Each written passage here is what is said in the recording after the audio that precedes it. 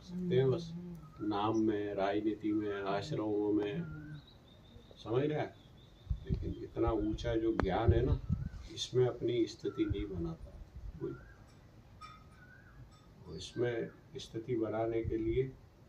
जिसने साधना करी है, एकांतों में रहा है, महापुरुषों के जिसने जीवन में संग किए, जिनका लक्ष्य जीवन में केवल प्रभु प्राप्ति रही है, भगवत प्राप्ति रही है, जो इन सब संसार के प्रपंचों से दूर रहकर केवल भगवत प्राप्ति मिला है,